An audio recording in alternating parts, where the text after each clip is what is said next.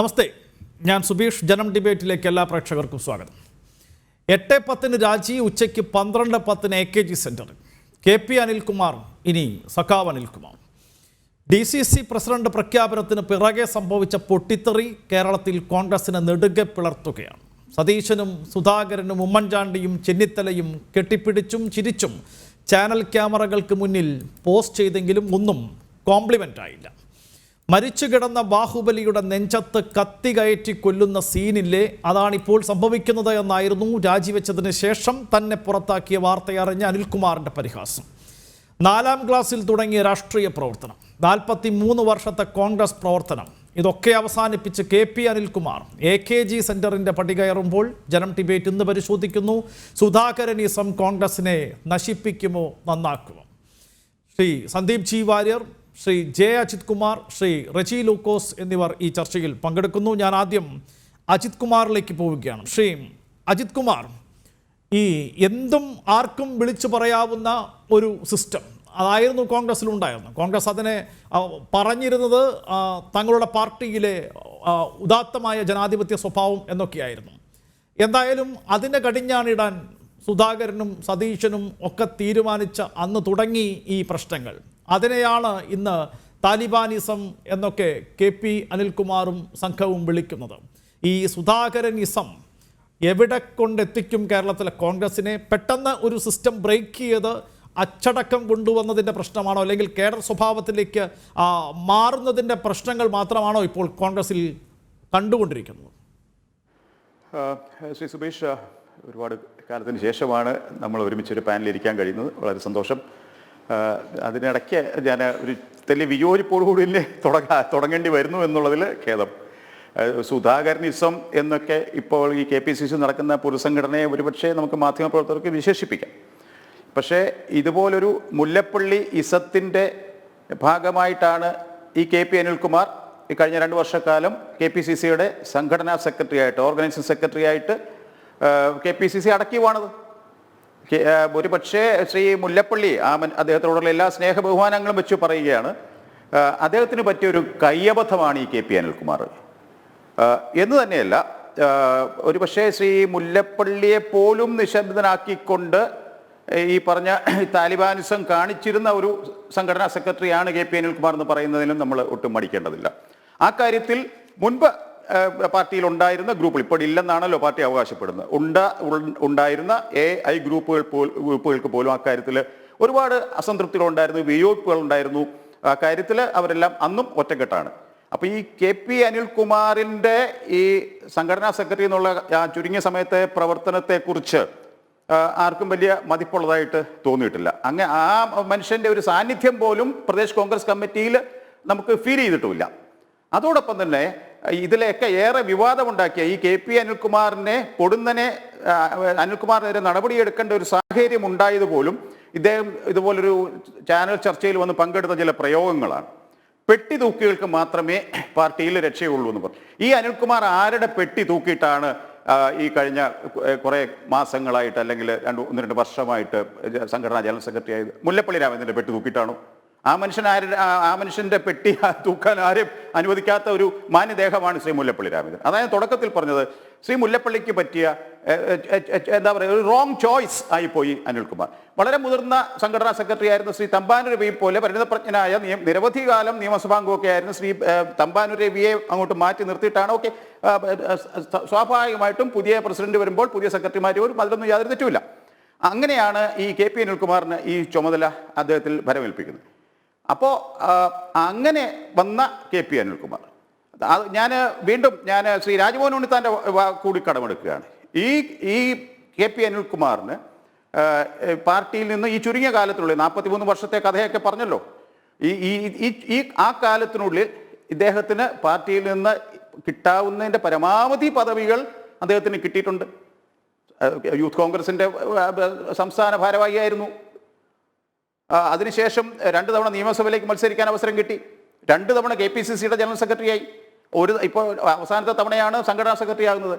അപ്പോൾ പാർട്ടിയിൽ നിന്നും തനിക്ക് കിട്ടാവുന്നതും ഒരുപക്ഷെ അർഹിച്ചതോ അത് അർഹതയില്ലാത്തതോ ആയ പദവികളെല്ലാം കൈക്കലാക്കിയിട്ട് ഇപ്പോൾ ഇങ്ങരുടെ ഏറ്റവും വലിയ എന്താണ് ഖിന്നത എനിക്ക് തോന്നുന്നത്, ഈ 14 DCC പ്രസിഡന്റുമാരുടെ പട്ടിക പുറത്തു വന്നതിന് ശേഷമാണല്ലോ KP അനിൽകുമാറിന് അല്പം ഒരു ഈ ബുദ്ധിമുട്ട് തോന്നിയ ഒരു സാഹചര്യം ഉണ്ടായത്. ഇങ്ങനെ കോഴിക്കോട് DCCയുടെ പ്രസിഡന്റ് ആകാൻ ആഗ്രഹിച്ചിരുന്നു എന്നാണ് പല മുതിർന്ന കോൺഗ്രസ് നേതാക്കന്മാരും നമ്മുടെ പല മാധ്യമപ്രവർത്തകരോടും പറഞ്ഞിട്ടുള്ള കാര്യം. ആ പട്ടികയിൽ ഈ മനുഷ്യൻ ഉൾപ്പെട്ടില്ല എന്നുള്ളത് കൊണ്ട് അപ്പോൾ തുടങ്ങിയതാണല്ലോ ഈ ചൊറിച്ചില്. അപ്പോൾ അതിങ്ങനെ ചൊറിഞ്ഞുകൊണ്ടിരിക്കും. പക്ഷേ ഈ ചൊറിച്ചിൽ മാറ്റാനായിട്ട് നേരെ ചെന്ന് AK സെന്ററിലോട്ട് ചെന്ന് കയറുകയല്ല ഈ പറഞ്ഞ 4 ദശാബ്ദക്കാലത്തെ കോൺഗ്രസ് പാരമ്പര്യം അവകാശപ്പെടുന്ന ഒരാൾ ചെയ്യേണ്ടത്. അത് അവിടെയാണ് ഈ അനിൽകുമാറിനെ പോലെയും എൻ്റെ വളരെ പ്രിയപ്പെട്ട സുഹൃത്തല്ല, അനിയനെ പോലെയുള്ള ആളാണ് PS പ്രശാന്ത്. ഈ പ്രശാന്തുമൊക്കെ ഈ പറഞ്ഞ പോലെ ചുരുങ്ങിയ കാലത്തിനുള്ളിൽ എന്ത് പദവി പ്രശാന്തിന് കിട്ടിയിട്ടില്ല. അതിനെക്കുറിച്ചൊക്കെ നമ്മുടെ സ്വകാര്യ പിന്നെയുമുണ്ട്. ഇപ്പോ കേവലം ഒരു KP അനിൽകുമാറിന്റെയോ പ്രശാന്തിന്റെയോ മാത്രം കാര്യമല്ല, അതിന് പിന്നിൽ AV ഗോപിനാഥ് നിൽക്കുന്നുണ്ട്. പിന്നെ നമ്മുടെ ഈ ചർച്ചകളിലൊക്കെ പങ്കെടുത്തിരുന്ന PM സുരേഷ് ബാബു ചേട്ടനുണ്ട്, PC ചാക്കോ, അങ്ങനെ നിരയിങ്ങനെ നീളുകയാണ്. അതാ അവിടെയാണ് CPM-ന് പറ്റിയ പാപ്പരത്തെന്നും കൂടെ ഞാൻ പറയുന്നു. ഇവരെയൊക്കെ നേരിട്ട് അങ്ങനെ ചുവന്ന പരവതാനി വിധിച്ച് ചുവന്ന കൊടി അവരുടെ കയ്യിൽ ഏൽപ്പിക്കുന്ന ആ രാഷ്ട്രീയ പാപ്പരത്വം എന്ന് ഞാൻ പറയുന്നു. PC ചാക്കോ അക്കാര്യത്തിൽ കുറച്ചുകൂടെ മാന്യന, ശ്രീ സുരേഷ് ബാബു ഒന്നുമല്ലെങ്കിൽ ഒരു കോൺഗ്രസ് സംസ്കാരമുള്ള ഒരു പാർട്ടിയിലേക്ക് പോയി. ഈ പറഞ്ഞ പോലെ ഈ പ്രശാന്തിനും അനിലിനും ഒക്കെ ഒന്നിൽ നമ്മുടെ കടന്നപ്പള്ളിയുടെ കോൺഗ്രസിൽ പോകാമായിരുന്നു, അല്ലെങ്കിൽ PC ചാക്കോയുടെ NCPയിൽ പോകാമായിരുന്നു. നേരിട്ട് ചെന്നങ്ങ് ഇത് മുമ്പ് കേട്ടിട്ടുണ്ടോ കമ്മ്യൂണിസ്റ്റ് പാർട്ടികളിലൊക്കെ ഇങ്ങനെ നേരിട്ടൊരു മെമ്പർഷിപ്പ് കൊടുക്കുന്നത്? അപ്പോൾ അത് തന്നെ ഇടതുപക്ഷ കക്ഷികളുടെ രാഷ്ട്രീയ പാപ്പരത്വമായിട്ടേ ഞാൻ കാണുന്നുള്ളൂ. അതിനിടയ്ക്ക് തന്നെയാണ് CPI എന്ന് കുറേ പേര് CPM-ലേക്ക് വരുന്നു, ഇടയ്ക്ക് കുറേ പേര് CPM-ൽ നിന്ന് CPI-ലേക്ക് പോകുന്നു. ഇതൊക്കെ നടക്കുന്നതിനിടയ്ക്കാണ് ഈ ഖദർ ഉപ്പായം ഊരി വെച്ചിട്ട് ഇന്ന് മറ്റേ പത്രസമ്മേളനത്തിന് ശേഷം നമ്മുടെ സമയത്തിന്റെ കാര്യവും പറഞ്ഞല്ലോ, 11:10 അദ്ദേഹം പറഞ്ഞു, അത് 12:10 ഇവിടെ എത്തി എന്നൊക്കെ പറഞ്ഞു. ഇതിനിടയ്ക്ക് അപ്പം ഇത് പൊടുന്നനെ ഉണ്ടായതാണ് നമുക്ക് കരുതാൻ കഴിയുമോ സുബേഷ്? ഇത് കൃത്യമായിട്ട് ഇതിന്റെ പിന്നിൽ വലിയ രഹസ്യ അജണ്ടകൾ, ഇതിന് പിന്നിൽ ഒരുപാട് ചർച്ചകൾ നടന്നിരിക്കുന്നു. ഈ അനിൽകുമാറിനെ ഇനിയും പാർട്ടി തിരിച്ചെടുക്കില്ല എന്ന് ഉറപ്പായിരുന്നു. അങ്ങനെക്കെതിരെ അച്ചടക്ക നടപടി പിൻവലിക്കില്ല എന്ന് പറഞ്ഞു. അതോടൊപ്പം സസ്പെൻഡ് ചെയ്യപ്പെട്ട ആളാണ് ശ്രീ ശിവാസൻ നായർ. ശിവാസൻ നായരുടെ മറുപടി ഒരുപക്ഷെ പാർട്ടി ഇപ്പോൾ പരിഗണിച്ചുകൊണ്ടിരിക്കുകയാണ്. അദ്ദേഹത്തിന് തിരിച്ചെടുക്കാനുള്ള തീരുമാനം ഉണ്ടാവുമെന്ന് മനസ്സിലാക്കുന്നു. അപ്പൊ ഈ അനിൽകുമാറിന്റെ മുന്നിൽ കോൺഗ്രസിന്റെ വാതിലടയും ഇന്ദിരാഭവന്റെ വാതിലടയുന്നു എന്നുള്ള നല്ല ബോധ്യത്തിനോടുകൂടി തന്നെ ഇയാൾ അതിനു വേണ്ടിയുള്ള കരുക്കൾ നീക്കുകയായിരുന്നു ഇത്രയും കാലം. ശരി, നമുക്ക് പരിശോധിക്കാം. ഞാൻ താങ്കളിലേക്ക് വരാം. ശ്രീ റെജി ലൂക്കോസ്, ഇന്ന് K മുരളീധരൻ പറഞ്ഞതുപോലെ വാട്ടർ ടാങ്ക് നിറയുമ്പോൾ കുറേ വെള്ളം പുറത്തേക്ക് പോകും. അങ്ങനെ ആ പുറത്തേക്ക് പോകുന്ന വെള്ളം മുഴുവൻ നിങ്ങളിങ്ങനെ AKG സെന്ററിലേക്ക് കോരിയെടുക്കുകയാണോ? ഇപ്പോൾ ദേശീയ തലത്തിൽ കോൺഗ്രസ് വിട്ട് നേതാക്കന്മാർ BJP-യിലേക്ക് പോകുമ്പോൾ ഈ റെജി ലൂക്കോസ് അടക്കമുള്ള ആളുകൾ സ്ഥിരം പറയാറുണ്ട്, സന്ദീപ് ജി വാര്യരോട് തന്നെ നിങ്ങൾ പറയാറുണ്ട്, ഇത് രാഷ്ട്രീയ കുതിരക്കച്ചവടമാണ്, ഒരു ധാർമ്മികതയുമില്ലാത്ത ഏർപ്പാടാണ് എന്നൊക്കെ. ഇന്നിപ്പോൾ അത് കേരളത്തിൽ സംഭവിച്ചുകൊണ്ടിരിക്കുകയാണ്. നേരത്തെ ശ്രീ അജിത് കുമാർ പറഞ്ഞതുപോലെ ഈ രാഷ്ട്രീയ എന്താ പറയുക, അദ്ദേഹം എന്തോ ഒരു വാക്ക് പ്രയോഗിച്ചു, എനിക്ക് ഓർമ്മയിൽ വരുന്നില്ല, അങ്ങനെ അതൊന്നുമില്ലാത്ത ആളുകളെ ഇങ്ങനെ കൂട്ടത്തോടെ ഏറ്റെടുക്കാനുള്ളൊരു വിഴുപ്പ് ഭാണ്ഡമായി കേരളത്തിലെ CPM മാറുമ്പോൾ, ഇടതുപക്ഷം മാറുമ്പോൾ, ഇപ്പോൾ നടന്നുകൊണ്ടിരിക്കുന്ന ഇതിന് എന്ത് രാഷ്ട്രീയ ധാർമ്മികതയാണുള്ളത്? എന്ത് ന്യായീകരണമാണ് നിങ്ങൾക്ക് പറയാനുള്ളത്? അല്ല, എനിക്ക് ആദ്യം പറയാനുള്ളത് ബഹുമാനപ്പെട്ട K മുരളീധരൻ ഒരു കമന്റ് പറഞ്ഞിരുന്നു മാസങ്ങൾക്ക് മുമ്പ്. അതായത് തെരഞ്ഞെടുപ്പ് കഴിയുമ്പോഴത്തേക്ക് കോൺഗ്രസിന്റെ അവസ്ഥ ഷവർമ വിറ്റൊഴിഞ്ഞ കമ്പി പോലെ അവത്ത് പറഞ്ഞു. സത്യത്തിൽ അതാണ് ഇപ്പൊ സംഭവിച്ചിരിക്കുന്നത്. ഞങ്ങളെ എന്തിനാ സുബീഷ ഇതിനെ കളിയാക്കുന്നത്? ഇതിലേതെങ്കിലും ഒരു വിദ്വാൻ BJP-യിലേക്ക് പോയിരുന്നെങ്കിൽ ഈ ഒരു കാരണവശാലും സുബീഷ് ഇങ്ങനെ ഒരു വാക്ക് പറയലായിരുന്നു, ഉറപ്പാ. ഇവിടെ പതിവിലും അഗ്രസീവായിട്ട് എന്റെ പ്രിയപ്പെട്ട സുഹൃത്ത്, ഞാൻ ബഹുമാനിക്കുന്നു അജിത് കുമാർ സാറ്, ഇന്ന് കോൺഗ്രസിനെ ഒരു അഗ്രസീവ് മൂഡിലാണ് ന്യായീകരിച്ചുകൊണ്ട് KP അനിൽകുമാറിനെ എന്താ പറയാ, അദ്ദേഹത്തിനെ വലിയ രീതിയിൽ തന്നെ ആക്രമിച്ചുകൊണ്ടിരിക്കുന്നത്. KP അനിൽകുമാർ മാത്രമല്ല, കോൺഗ്രസിന്റെ ഇന്ദിരാഭവന് ചുറ്റും റെഡ് അലേർട്ട് പ്രഖ്യാപിച്ചിരിക്കുക. പ്രളയം അവിടെ ഉണ്ടാകാനുള്ള എല്ലാ സാധ്യതയുണ്ട്. ഞങ്ങളുടെ കോട്ടയം മുതൽ കാസർഗോഡ് വരെ ഇന്ന് എല്ലാ അലേർട്ട് ഇവർ പ്രഖ്യാപിച്ചിട്ടുണ്ട്, കാലാവസ്ഥാ കേന്ദ്രം. പക്ഷെ റെഡ് അലേർട്ട് പ്രഖ്യാപിച്ചിരിക്കുന്നത് ഇന്ദിരാഭവന് ചുറ്റുമാണ്. അവിടുന്ന് ഇനി ഒരുപാട് പേര് ഒഴുകിപ്പോരും. ഇവിടെ ഞങ്ങളെ ആരെയും വലയിട്ട് വീശി പിടിക്കുന്നില്ല. വലയിട്ട് വീശി പിടിക്കുന്നതും ബഹുമാനപ്പെട്ട സന്ദീപ് വാര്യരുടെ പാർട്ടിയുടെ പ്രവർത്തനവുമായിട്ട് ഞങ്ങൾക്ക് എന്താ ബന്ധമിരിക്കുന്നത്? 99 സീറ്റോടുകൂടി കംഫർട്ടബിളായ ഒരു പൊസിഷനിൽ കേരളം ഭരിച്ചുകൊണ്ടിരിക്കുകയാണ് ഇടതുപക്ഷം. ആ സാഹചര്യത്തിൽ ഇവിടെ ഈ അനിൽകുമാറിനെയോ PC ചാക്കയോ ചൂണ്ടയിട്ട് പിടിക്കേണ്ട വല്ല കാര്യമുണ്ടോ?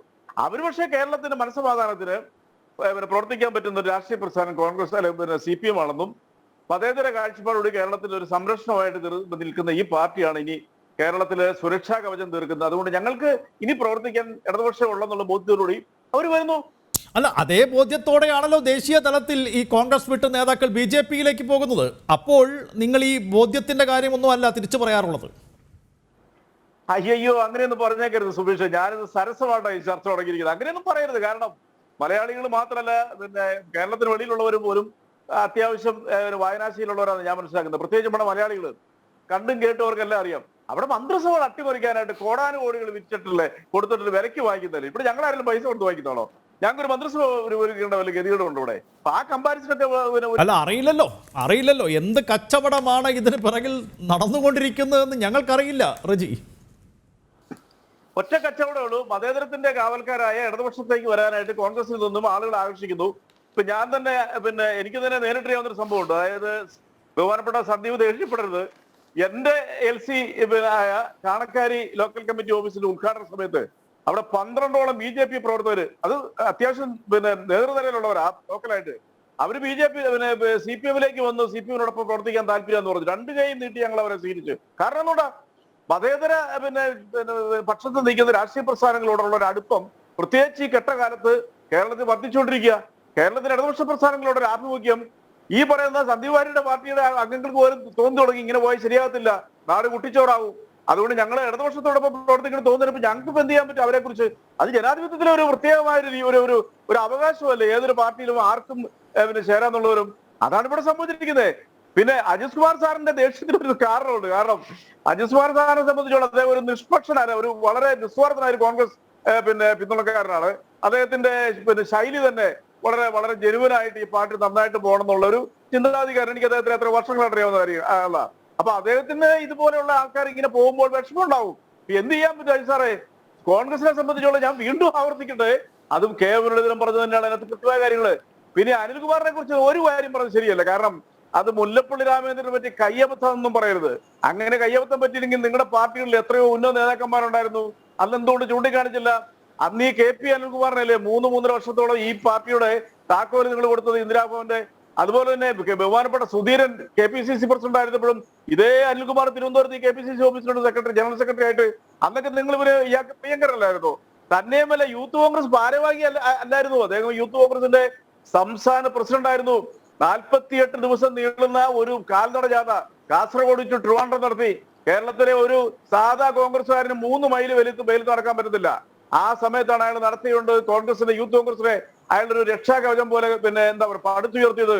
സാക്ഷാൽ കരുണാകരൻ വിട്ടുപോയ സമയത്തും യൂത്ത് കോൺഗ്രസിനെ കേരളത്തിൽ സ്റ്റേബിൾ ആയിട്ട് നിലനിർത്തുന്നതിൽ അന്നത്തെ യൂത്ത് കോൺഗ്രസ് പ്രസിഡന്റ് ആയിരുന്ന അനിൽകുമാറിന് നല്ലൊരു പങ്കുണ്ട്. നിങ്ങൾക്ക് അത് നിഷേധിക്കാൻ പറ്റുമോ? പക്ഷേ ഞാൻ വീണ്ടും പറയുന്നു, അജിത് കുമാർ സാർ ഒരിക്കലും കോൺഗ്രസിന്റെ ചായവിൽ നിന്ന് പോകത്തില്ല, എനിക്ക് വ്യക്തമായിട്ടറിയാം. But is absolutely genuine person. അല്ല, എന്തായാലും കെ സുധാകരൻ, VD സതീശൻ അടങ്ങുന്ന ഒരു പുതിയ നേതൃനിര കോൺഗ്രസിൽ വന്നത് എന്തായാലും കേരളത്തിലെ ഇടതുപക്ഷത്തിന് നന്നായിപ്പോയി അല്ലേ? ഇപ്പോൾ ഈ പിണറായി വിജയൻ 2ാം ടേം വന്നതിന് ശേഷം പ്രത്യേകിച്ചൊന്നും സംഭവിച്ചില്ല. ഈ മരമുറി അടക്കമുള്ള കുറേ ആരോപണങ്ങൾ ഉയർന്നു എന്നുള്ളതല്ലാതെ. അപ്പോൾ ഈ പ്രശ്നങ്ങളൊക്കെ ഒന്ന് മറികടക്കാൻ, അതല്ലെങ്കിൽ ഇതൊക്കെ കോൺഗ്രസിലേക്ക് കേന്ദ്രീകരിക്കപ്പെടാൻ മാത്രമല്ല കോൺഗ്രസിൽ നിന്ന് പലരെയും ഇങ്ങോട്ട് വലിച്ചെടുക്കാനും ഇതൊക്കെ സഹായിച്ചു. കേരളത്തിലെ ഇടതുപക്ഷത്തെ സംബന്ധിച്ച് നേട്ടമുണ്ടാക്കുന്നത് ഇടതുപക്ഷമാണ് അല്ലേ? സുബീഷെ, എനിക്ക് ആ ചോദ്യം വളരെ രസകരമായിട്ട് ഇന്നത്തെ ചർച്ച ഇങ്ങനെ തന്നെ പോകണം. നമുക്കൊരു വഴക്കിലേക്ക് പോകേണ്ട കാര്യമില്ല. ഞങ്ങളല്ലല്ലോ കെ സുധാകരനെയും VD സതീശനെ അപ്പോയിന്റ് ചെയ്തിരിക്കുന്നത്. ഇടതുപക്ഷത്തിന്റെ AK സെന്ററിൽ നിന്നുള്ള അപ്പോയിന്റ്മെന്റ് കൊടുത്തിട്ടാണ് ഈ 2 പേരെ അവിടെ അപ്പോയിന്റ് ചെയ്തിരിക്കുന്നത്. അതിനെ കോൺഗ്രസിന്റെ രാഷ്ട്രീയ പ്രസ്ഥാനത്തിൽ പിന്നാമ്പുറത്തും നാടകം കളിച്ച് ഇതുപോലെ തന്നെ ചില BJP-യുടെ പോലെ ചില അട്ടിമറികളൊക്കെ നടത്തി T സിദ്ദിഖിനെ പോലുള്ളവരെയും മറ്റു പലരെയും ഒരു രാത്രി കൊണ്ട് ഇങ്ങോട്ട് മാറ്റിയെടുത്ത് സതീശൻ പ്രതിപക്ഷ നേതാവാകുന്നു. അതുപോലെ തന്നെ എനിക്കൊരു സാധനം കിട്ടിയില്ലെങ്കിൽ ഞാൻ BJP-യിലേക്ക് പോകുന്നു. പരസ്യമായിട്ട് കണ്ണൂർ വളവട്ടത്ത് പ്രസംഗിച്ച കെ സുധാകരനെ ഇപ്പൊ നേരത്തെ അനിൽകുമാർ പറഞ്ഞ പോലെ തന്നെ ഒരു താലിബാൻ അഫ്ഗാനിസ്ഥാൻ പിടിച്ച പോലെ പിടിച്ചെടുത്ത് പ്രസിഡന്റായി. എന്തുവേണ്ടി? ജവഹർലാൽ നെഹ്റുവിന്റെ പാരമ്പര്യമുള്ള കോൺഗ്രസ്, ആ കോൺഗ്രസ് ഇതുപോലുള്ള ആളുകൾ KPCC പ്രസിഡന്റിന്റെ കസേരയിൽ ഇരിക്കുമ്പോൾ എന്റെ സുബീഷെ അതാ ഞാൻ പറഞ്ഞ അവിടെ റെഡ് അലർട്ട് പ്രഖ്യാപിച്ചിരിക്കുന്നു ഇന്ദിരാഗാന്ധിന് ചുറ്റും. അവിടെ വെള്ളപ്പൊക്കം വലുതാണ്. അതുകൊണ്ട് മുരളീധരനെ ഞാൻ വീണ്ടും ഉദ്ധരിക്കുന്നു. അത് സരസമായ ഒരു ഉദാഹരണമാണ്. അതായത് ഒരു ടാങ്ക് നിറയുമ്പോൾ കുറച്ച് തുള്ളി പോകുന്ന അദ്ദേഹം പറഞ്ഞേ, തുള്ളിയല്ല, ടാങ്ക് ഓഫ് ചെയ്യാൻ മറന്നുപോയി. അവിടുത്തെ അഴുക്കുകളൊക്കെ അടിഞ്ഞു കിടക്കുന്നു. മുകളിലത്തെ നല്ല തെളിഞ്ഞ വെള്ളം ഇഷ്ടംപോലെ ഒഴുകിക്കൊണ്ടിരിക്കുക. അജിത് കുമാർ സാറെ എന്ത് ചെയ്യാൻ പറ്റും? നിങ്ങൾ ചെയ്തു വെച്ചതിനൊക്കെ ഉള്ള തിരിച്ചടിയാണ് കാലത്തിന്റെ കാവ്യനിധി. ഇന്ന് വേറൊരു കാര്യങ്ങളുണ്ട്. അതായത് ഞാൻ എന്റേതായ ഒരു അഭിപ്രായം പറയാം. എന്നാണ് KPCC പ്രസിഡന്റ് ആയിരുന്ന രമേശ് ചെന്നിത്തലയും കേരളത്തിൽ അത്യാവശ്യം കോൺഗ്രസ് അണികളുള്ള ഉമ്മൻചാണ്ടി സാറും എന്നാണ് കോൺഗ്രസിനോട് ഗുഡ് ബൈ പറയണമെന്നുള്ളവരും? ഞാനൊരു പ്രവാചകനോ ജ്യോത്സ്യനൊന്നും അല്ലെങ്കിലും സാധ്യത വളരെ കൂടുതലാണ്. അത് വളരെ കൂടുതൽ. അത് അവരൊന്നും ഞങ്ങളുടെ പാർട്ടിയിലേക്ക് വരുമെന്ന് ഞാൻ പ്രതീക്ഷിക്കുന്നില്ല. പക്ഷേ ഈ സുധാകരനെ പോലെയുള്ള ഒരു പ്രസിഡന്റിനെ കൊലപാതക രാഷ്ട്രീയത്തിന്റെ കേരളത്തിലെ അപ്പസ്തോലനായ ഗുണ്ടാ നേതാവെന്ന് ഞങ്ങളാരും പറഞ്ഞില്ലെങ്കിലും സെയിം കോൺഗ്രസ് പാർട്ടി കണ്ണൂരിൽ വിളിച്ചുകൂവിയ അതേ നേതാവിനെ, കോൺഗ്രസിന് പാരമ്പര്യമില്ലാത്തൊരു നേതാവിനെ, ഇന്നലകളിൽ എവിടെ നിന്നോ വന്ന് വലിഞ്ഞു കയറിയ ഒരു ജനതാ പാർട്ടിയുടെ പിന്ബലമുള്ള ഒരു പാർട്ടിയുടെ നേതാവിനെ കോൺഗ്രസിന്റെ സംസ്ഥാന പ്രസിഡന്റ് ആക്കിയ സമയം തന്നെ ആ പാർട്ടി ഷവർമയിൽ നിന്നും അതിന്റെ അംശങ്ങൾ മാറി കമ്പി പോലെ ആകുന്നതിന് തുടക്കം കുറിച്ചു കഴിഞ്ഞു. ആർക്കും ഇതിനകത്ത് പരിഭവപ്പെടേണ്ട കാര്യമില്ല. വേദനിക്കുക, വിഷമിക്കുക. ഞങ്ങൾക്ക് ഭയങ്കര സങ്കടമുണ്ട്. പക്ഷേ കോൺഗ്രസിന്റെ നല്ല നേതാക്കന്മാരെ ഇടതുപക്ഷത്തോടൊപ്പം ചേർക്കാൻ വന്നാൽ രണ്ട് കൈ നീട്ടി സ്വീകരിക്കുക AK സെന്ററിലേക്ക്. ഒരു തർക്കമല്ല കാര്യത്തിൽ. ശരി ശരി ശരി ശരി ആ രണ്ട് കൈ നീട്ടി സ്വീകരിക്കുന്നതിന് പിറകിലെ രാഷ്ട്രീയ ധാർമ്മികത എന്ത് എന്നത് മാത്രം വിശദീകരിക്കാൻ കേരളത്തിലെ ഇടതുപക്ഷത്തിന് സാധിക്കുന്നില്ല. എന്തായാലും സുധാകരനും VD സതീശനും നിയമന ഉത്തരവ്, അപ്പോയിൻമെൻറ്റ് ഓർഡർ നൽകിയത് AKG സെൻറ്ററിൽ നിന്നല്ല. പക്ഷേ ഇപ്പോൾ കോൺഗ്രസ് വിട്ട് വരുന്നവർക്കെല്ലാം നിയമന ഉത്തരവ് നൽകുന്നത് AKG സെൻറ്ററിൽ നിന്നാണ് എന്ന് മാത്രം കേരളത്തിനറിയാം. തിരിച്ച് ചർച്ചയിലേക്ക് വരാം. ഞാൻ സന്ദീപ് ജി വാര്യരിലേക്ക് പെട്ടെന്നെത്താം ഇടവേളയ്ക്ക് ശേഷം. ജനം ഡിബേറ്റ് തുടരുന്നു. വീണ്ടും ചർച്ചയിലേക്ക് ശ്രീ സന്ദീപ് ജി വാര്യർ. സന്ദീപിന് അറിയാമല്ലോ, കഴിഞ്ഞ ഒരു 5-6 ദിവസങ്ങളായി ജനം TV അടക്കമുള്ള കേരളത്തിലെ ചാനലുകൾ, ദൃശ്യമാധ്യമങ്ങൾ സജീവമായി ചർച്ച ചെയ്തിരുന്ന ഒരു വിഷയം പാലാ ബിഷപ്പിൻ്റെ പ്രസ്താവനയെ തുടർന്നുള്ള ശരിയായതും തെറ്റായതുമായ വ്യാഖ്യാനങ്ങൾ ആയിരുന്നു. അങ്ങനെ ഒരു മതമേലധ്യക്ഷൻ്റെ പ്രസ്താവന വിവാദമാകുന്നു, തെറ്റായ വ്യാഖ്യാനങ്ങൾ ഉണ്ടാകുന്നു. അദ്ദേഹം കേരളത്തിലെ ഇടതുപക്ഷത്താലും UDF-നാലും വളഞ്ഞിട്ട് ആക്രമണത്തിന് വിധേയനാകുന്നു. ആ ഒരു ഘട്ടത്തിൽ BJP അദ്ദേഹത്തെ പിന്തുണച്ച് രംഗത്ത് വരുന്നു. ആ വിഭാഗത്തെ ആകെയും BJP പിന്തുണയ്ക്കുന്നു. ഇതിന് പിറകിൽ സംഘപരിവാർ അജണ്ടയാണ് എന്ന് കോൺഗ്രസ് ആരോപിക്കുന്നു. ഇടതുപക്ഷം ഇക്കാര്യത്തിൽ ഇടതുപക്ഷവും അതേ രീതിയിലുള്ള ഒരു നിലപാട് സ്വീകരിക്കുന്നു. ബിഷപ്പ് ഹൗസിലേക്ക് പ്രതിഷേധ മാർച്ച് നടത്തിയവർക്കെതിരെ പോലും ഒരു നടപടി സ്വീകരിക്കപ്പെടുന്നില്ല. അങ്ങനെ ഒരു കേരളത്തിലെ ഇടതുപക്ഷം, പ്രത്യേകിച്ച് CPM, എന്ത് നിലപാട് സ്വീകരിക്കണം, ഏത് വിഭാഗത്തെ പിണക്കണം എന്നറിയാതെ നിന്ന ഒരു വിഷമസന്ധിയിലാണ് കോൺഗ്രസിൽ നിന്നുള്ള ഈ കൊഴിഞ്ഞുപോക്കും CPM-ലേക്കുള്ള ഈ കടന്നുവരവും. പ്രകടമായി ഈ രണ്ടും തമ്മിൽ വലിയ അടുപ്പമുണ്ട് എന്ന് നമുക്ക് തോന്നില്ല. ഒന്ന് സാമുദായികമായ പ്രശ്നമാണ്, രണ്ടാമത്തേത് തികച്ചും രാഷ്ട്രീയമായ ഒരു പ്രശ്നമാണ്. എങ്കിലും ഒരു പ്രതിരോധം എന്ന നിലയ്ക്ക് CPM-ന് ഇത് സ്വയം ചോരുന്ന കരുത്ത് വർദ്ധിപ്പിക്കാൻ സഹായകമാകുന്നു എന്ന് തോന്നുന്നുണ്ടോ? എന്താണ് BJP എങ്ങനെയാണ് ഈ പ്രശ്നത്തെ സമീപിക്കുന്നത്?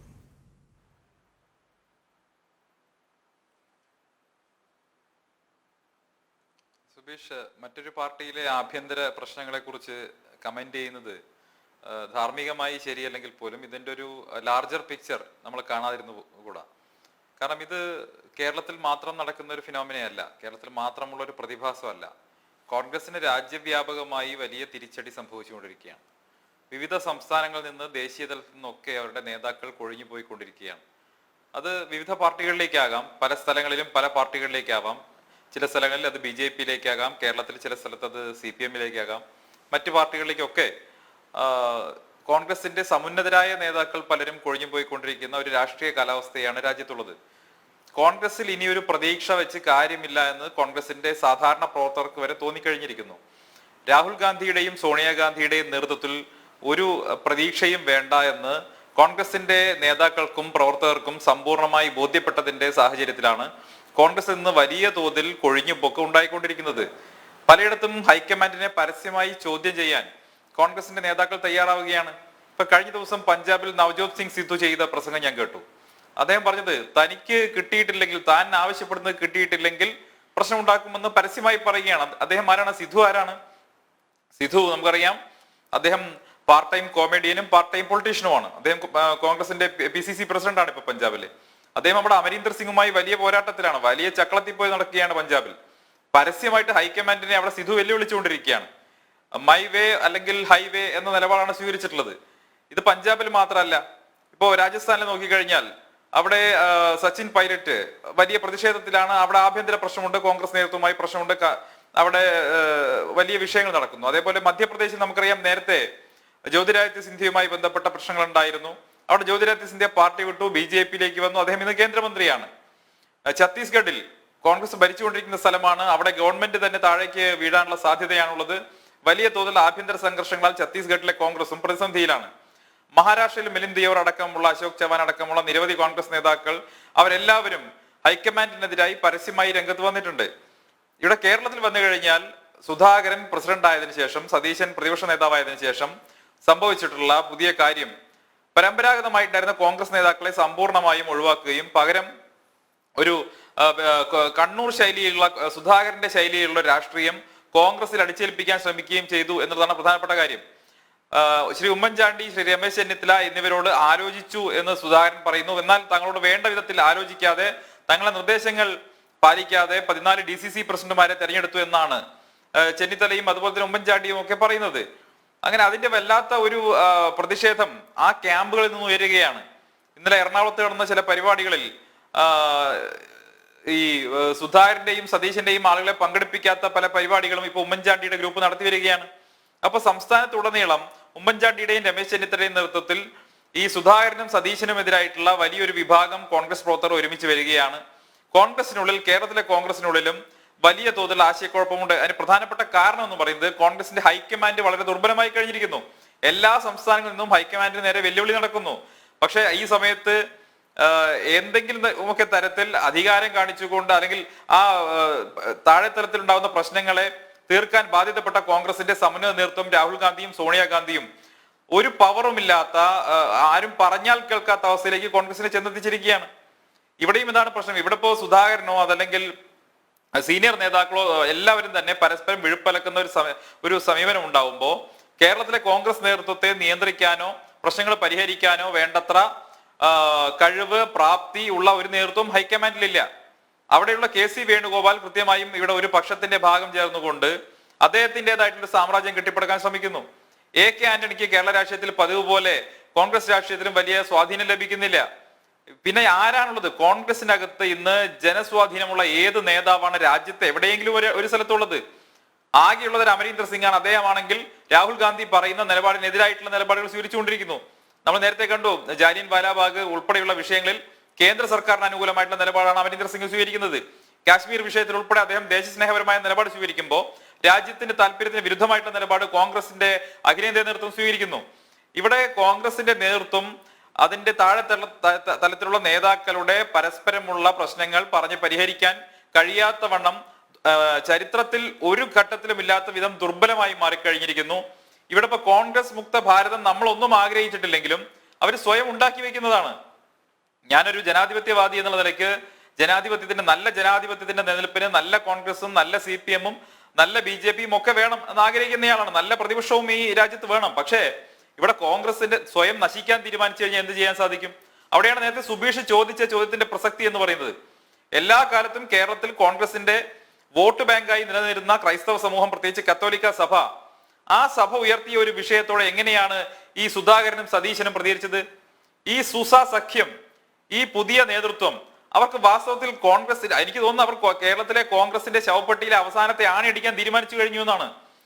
അല്ലെങ്കിൽ ആരെങ്കിലും, ഏതെങ്കിലും തലയ്ക്കകത്ത് ആൾ താമസമുള്ള ഏതെങ്കിലും കോൺഗ്രസിന്റെ നേതാക്കൾ ഈ പാലാ രൂപതയിലെ ബിഷപ്പ് പറഞ്ഞിട്ടുള്ള അഭിപ്രായത്തിനെ ഇതുപോലെ അവഗണിക്കുകയും അപമാനിക്കുകയും അവഹേളിക്കുകയും ചെയ്യുന്ന നിലപാട് സ്വീകരിക്കുമോ?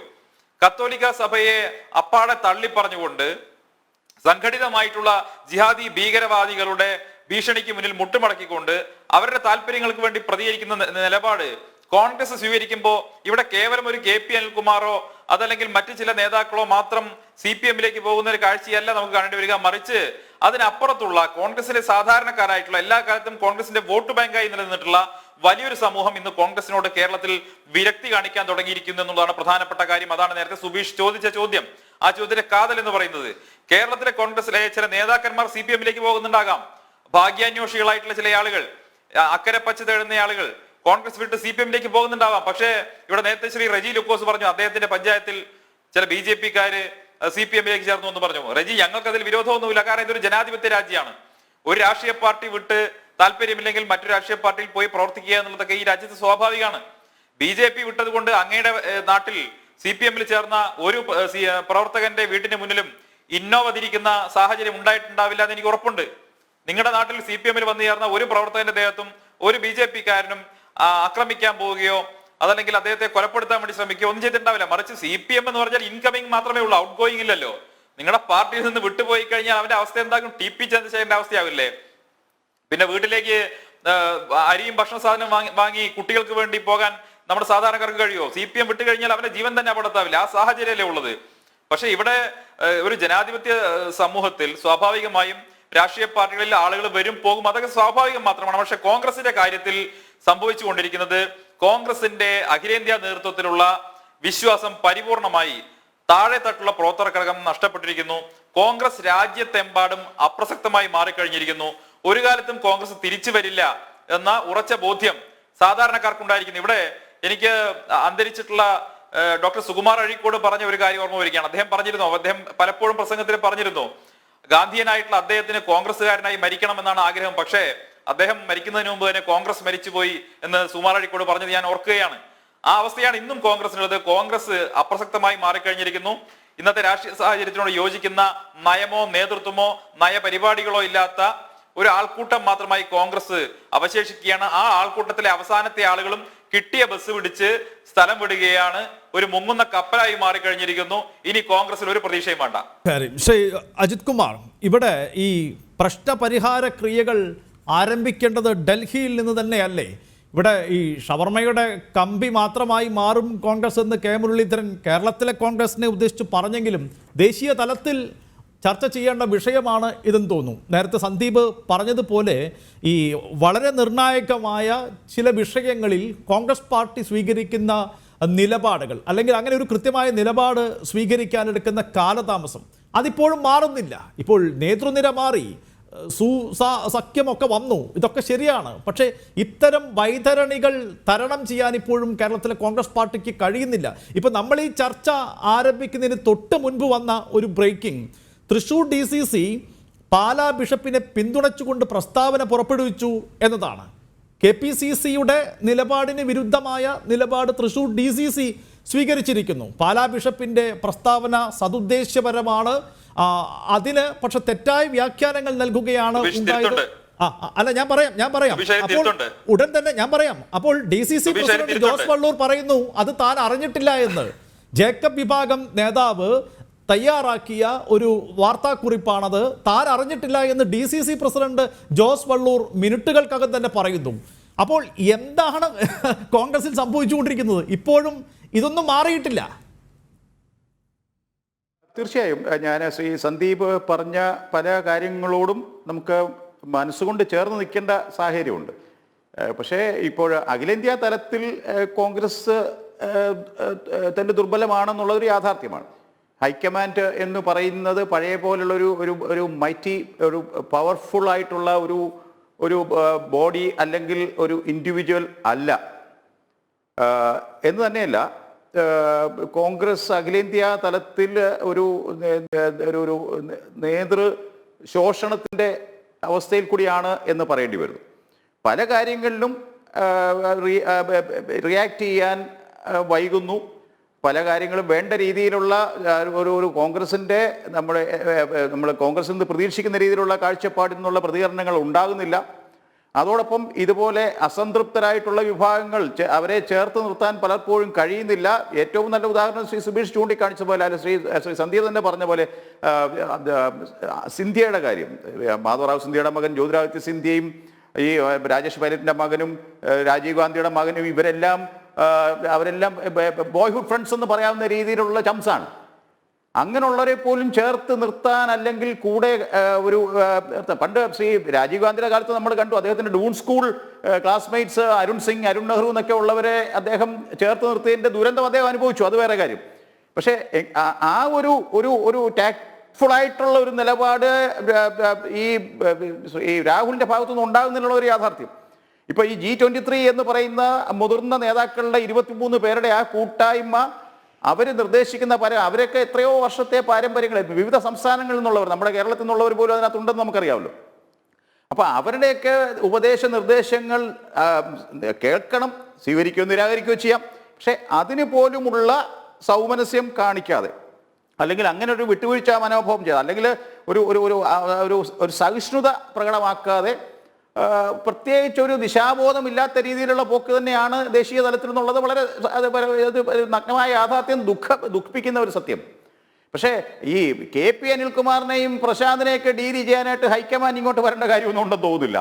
എന്ന് തന്നെയല്ല, ഇവിടെ തന്നെ ഈ സാസു എന്ന് പറഞ്ഞില്ലേ, ഈ സായും സൂവും കൂടി അല്ല സൂസായി രണ്ടായാലും സൂവും സായും കൂടി നേരത്തെ ഒരു ചർച്ചയിൽ ശ്രീ റെജി ലൂക്കോസ് പറഞ്ഞ പോലെ OCR എന്ന് പറഞ്ഞ പോലെ OCAയും RCAയും ഒക്കെ അവരെ കൈകാര്യം ചെയ്തപ്പോൾ അതിന് പകരം അദ്ദേഹം OCR എന്നാണ് പറഞ്ഞത്. അത് വേറൊരു സാധനമാണല്ലോ, നമുക്ക് പോട്ടെ. എങ്കിൽ പോലും അത് അതുകൊണ്ട് മനസ്സിൽ തങ്ങി നിൽക്കുന്നു. അവരൊക്കെ ആയിട്ട് സമരസപ്പെട്ടു, അവരെല്ലാം അനുരഞ്ജനത്തിൻ്റെ പാതയിൽ കൊണ്ടുവന്നു, എല്ലാവരും പരസ്പരം വിട്ടുവീഴ്ച ചെയ്തു. ഇനിയൊരു വൈരത്തിനില്ല എന്നുള്ള ആ ഒരു മനസ്സ് അവരെല്ലാവരും ഒരുപോലെ പങ്കുവെച്ചു. ഇനിയിപ്പോൾ പുനഃസംഘടന പൂർണ്ണമാകാൻ നിൽക്കുന്നതേ ഉള്ളൂ, തുടങ്ങി വെച്ചിട്ടേ ഉള്ളൂ. ഈ 14 പട്ടികയിൽ 14 DCC പ്രസിഡന്റുമാരുടെ പേര് മാത്രമല്ലേ വന്നിട്ടുണ്ട്. DCCക്ക് പൂർണ്ണമായും ഭാരവാഹികൾ ഉണ്ടാകണം, KPCCക്ക് 51 അംഗ ഭാരവാഹിത്വം ഉണ്ടാകണം. അപ്പോൾ അതിൻ്റെയൊക്കെ ഭാഗമായിട്ടുള്ള ചർച്ചകൾ തുടർന്ന് ഇവിടെ നടക്കും.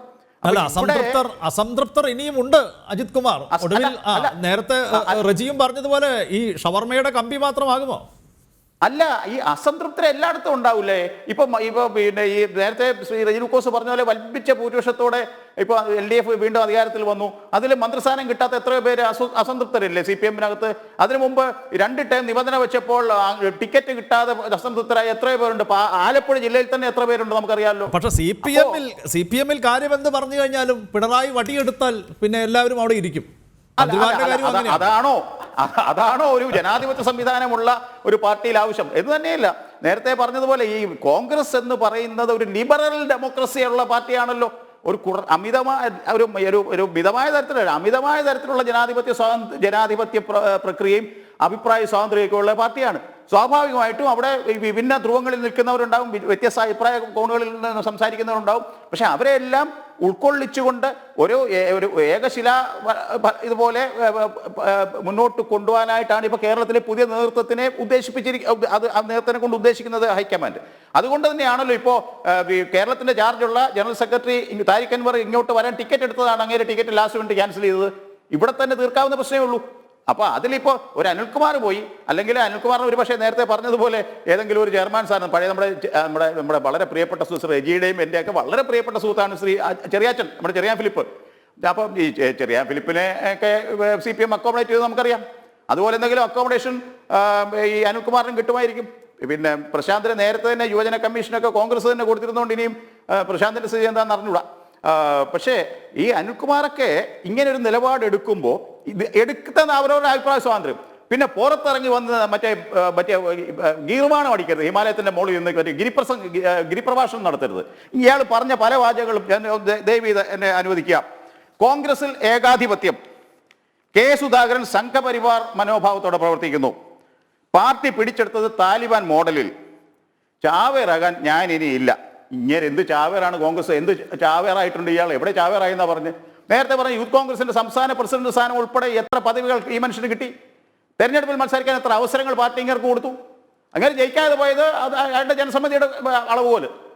അപ്പോൾ ഇനി എന്തെന്ന് ചാവേറ? ഇതൊക്കെ പറയുമ്പോൾ ഈ കേരളത്തിലെ പ്രദേശ് കോൺഗ്രസ് കമ്മിറ്റിയിൽ ഏതെങ്കിലും ഒരു താലിബാൻ മോഡലിൽ ആർക്കെങ്കിലും ഭാരവാഹിയാകാം എന്ന് വിചാരിക്കുന്നുണ്ടെങ്കിൽ എന്തൊരു വൈരുദ്ധ്യം, എന്തൊരു മൗഢ്യമാണ്, എന്തൊരു മണ്ടത്തരമാണെന്നാണ് ഞാൻ ചോദിക്കുന്നത്. അപ്പോൾ ഇങ്ങർക്ക് പരമാവധി ഇയാൾക്കൊരു DCC പ്രസിഡന്റ് ആവണമെന്ന മോഹം ഉണ്ടായിരുന്നത് നടന്നില്ല. അപ്പോൾ അതിൻ്റെ പേരിൽ പിന്നെ പുറത്തിറങ്ങി വന്ന് നാട്ടുകാരെ മുഴുവൻ പള്ളി വിളിച്ച് നടക്കുന്നത് ഒരു രാഷ്ട്രീയ പ്രവർത്തന ഭൂഷണമല്ല. അനിൽകുമാറിന് പെട്ടെന്ന് കോംറേഡ് അനിൽകുമാർ എന്നൊക്കെ നമ്മൾ വിശേഷിപ്പിക്കുന്നത്. നിങ്ങൾ കോംറേഡൊക്കെ ആകാൻ ഒരുപാട് കാണും. കമ്മ്യൂണിസ്റ്റ് പാർട്ടിയൊക്കെ പറ്റി മഹത്തായ ആദർശങ്ങളുള്ള പാർട്ടിയാണ്. തോന്നുമ്പോൾ ഇതുപോലെ വരാനും പോകാനും അല്ലെങ്കിൽ അങ്ങനെയുള്ള ഇതുള്ള സ്വാതന്ത്ര്യമുള്ള പാർട്ടിയല്ല. റെജി ലൂക്കോസ് പോലും ഇപ്പോഴും സഖാവ് റെജി ലൂക്കോസ് ആയിട്ടില്ല. അദ്ദേഹം എല്ലാ കാലത്തും ഒരു ഇടതുപക്ഷ സഹയാത്രികൻ. അദ്ദേഹം വിദേശത്തായിരുന്ന കാലത്ത് പോലും ഒരു ക്യാപിറ്റലിസ്റ്റ് രാജ്യത്ത് വർക്ക് ചെയ്യുമ്പോൾ പോലും അദ്ദേഹം ഒരു കമ്മ്യൂണിസ്റ്റ് സഹയാത്രികനാണ്. അതുണ്ട്. പക്ഷേ അനിൽകുമാറൊക്കെ ഇനി എത്ര ഓണം ഉണ്ടായാലും അനിൽകുമാറെ 43 വർഷമല്ല, ഇനി അതിലും കൂടുതൽ ഓണം ഉണ്ടായാലേ അനിൽകുമാറിനെ കയറി യഥാർത്ഥ കമ്മ്യൂണിസ്റ്റ് ആകാൻ പറ്റുള്ളൂ. ഇപ്പൊ ഏതെങ്കിലും ഒരു സ്ഥാനലബ്ധിക്ക് വേണ്ടി അല്ലെങ്കിൽ കൊതിക്കറിവെന്ന് നമ്മൾ പറയും നാട്ടിൻപുറത്ത്, ഈ കൊതിക്കറിവിന്റെ പേരിലേ ഇങ്ങനെ അങ്ങോട്ട് ഇറങ്ങിപ്പോയാൽ ഒരു വാശിക്ക് കണ്ടി ചാടിയാൽ എൻ്റെ മോനെ 9 വാശിക്കൊന്നും കയറി വരാൻ പറ്റില്ല. നിങ്ങൾ അവിടെ ഇരുന്ന് അനുഭവിക്കും. നിങ്ങൾക്ക് ഇപ്പൊ തൽക്കാലം എന്തെങ്കിലും ശോഭന ജോർജിന് കൊടുത്തില്ലേ പദവി? 3 ടൈം കോൺഗ്രസിന്റെ MLA ആയിരുന്നു. 91 മുതൽ ചെങ്ങന്നൂരിൽ MLA ആയിരുന്ന ശോഭന ജോർജിന് പദവി കൊടുത്തില്ലേ? അതുപോലെ എന്തെങ്കിലും പദവി അനിൽകുമാർ പ്രതീക്ഷിക്കാം. All the best. ശരി, എന്തായാലും CPM അംഗത്വം നേടാൻ എന്താണ് യോഗ്യത? അതിനുള്ള മാനദണ്ഡം എന്ത്? ആര് വന്നാലും CPM കൈനീട്ടി സ്വീകരിക്കുമോ? റെജി ലൂക്കോസിന്റെ മറുപടി ഉണ്ടാകും ഇടവേളയ്ക്ക് ശേഷം.